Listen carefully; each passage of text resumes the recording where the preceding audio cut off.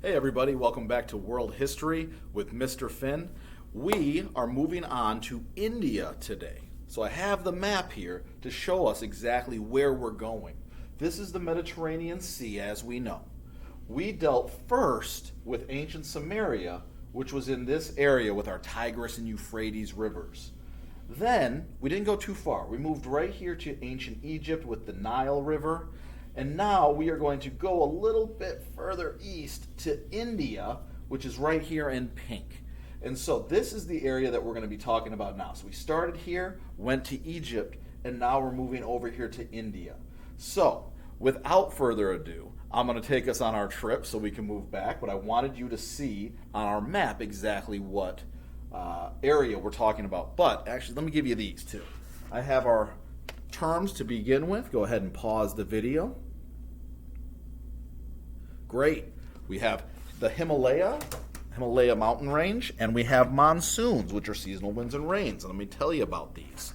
All right, here we go. We are going to get rid of our map now. And let me explain a little bit about India before we get too far along. Let me make sure you get the whole thing. There you go. So India is going to be an old civilization similar to ancient Samaria and Egypt. It's going to use mud brick to make its early buildings. It's going to begin around the year 3000 BC, just like ancient Samaria and Egypt. So these three civilizations that we are starting our year off with are generally considered the first major civilizations of human history. So India is a little bit different because it's further east and it's going to have some different things. But it will still have its water sources. Important in our time here.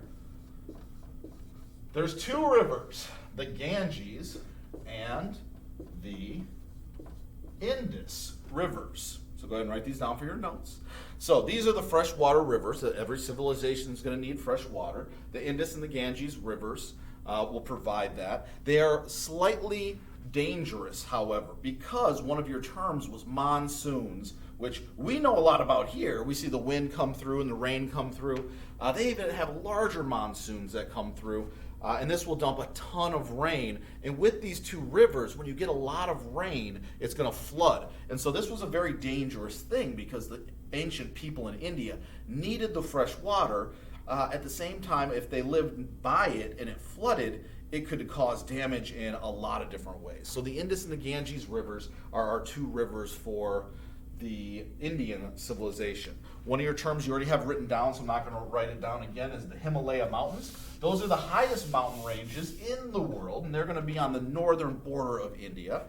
It's going to have a very diverse geography. So there's mountain ranges, there's jungles, there's drier areas. So India has a lot of different places and areas where a lot of different Indians living there are going to have lifestyles that are slightly different than one another.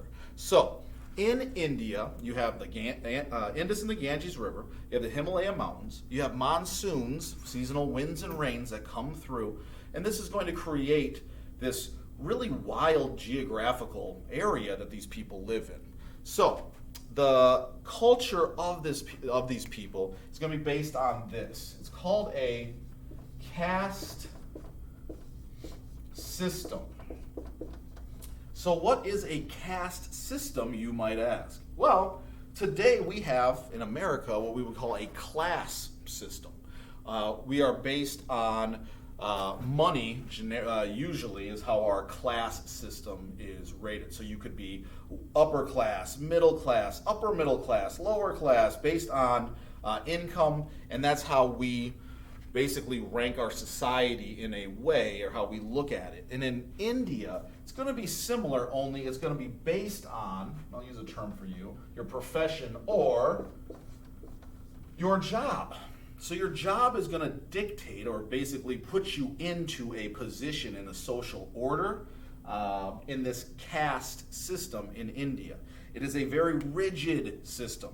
Today, it doesn't matter if you're considered lower class, upper class, middle class, anything. You know, you talk to whoever you want to talk to, you hang out with whoever you want to hang out with, based on what class you think you belong to. It doesn't really matter. You can be friends with whoever. In India, though, This caste system is what we would call very rigid. So let's say this. Let's put that term up. A rigid class system, meaning you did not talk to the other people who were in lower class or castes than you. So if you were an artisan or a merchant, you would not talk to someone who was someone who did a job that you would not like, that got rid of waste from your city. You would not be friends with those people. You would only be friends with people at your same level of caste. Just like if you were a merchant, you would not be able to conversate or be friends with anyone above you, like a priest or maybe a scribe. Someone who wrote something would be very valuable or considered a high caste in India. So Indian society is going to be based on this caste system. And we're going to talk more about it when we get into India, but the important thing today is to understand that we have moved east. You have the rivers, you have the mountain range and monsoons. You understand that their system, the way that they live their life, is going to be very rigid based on their position in the way that society sees them. And that is where we'll stop as far as our introduction into India today. But once we get into it, we will talk about their religion, which goes right hand in hand with the caste system, and I'll explain that when we get to it. But our assignment today, we have our first mini quiz. I'm going to give you a couple of questions. Let's have it be 1, 2, 3, 4 questions. So what you're going to turn into me today is, one, I want to see the notes, and I want to see 1, 2, 3, 4. So here are your questions. So let's begin. And again, you can use your notes, and you can pause the video. So we should be doing pretty well here, but this will be a good start to see how we do. And you guys have been doing great so far. So number 1, I want to know, what is a religion that has many gods? So what you will do is try and find the answer. A religion that has many gods, and you're going to put 1, and then you're going to write the answer right there. Number 2. Number 2 is, who came up with the first law code? Who came up with the first law code? And you're going to write that right here. Who came up with the first law code? Number 3. Who united Upper and Lower Egypt? Upper and Lower Egypt were united by who? What person united Upper and Lower Egypt? And the last one, number 4. In Egypt, the king was called a what? The king was called a what for number 4? So, one thing I want to remind all of you about is I want you to make sure you turn in your assignments on the same day. I can't give you participation points if you do not turn it in today. And this goes for all your classes. So whatever assignments you have in any of your classes, make sure you get it to your teacher on that day so they can mark you as being in class. Very, very important. But you guys are doing a great job. Keep it up, and I'll see you next class.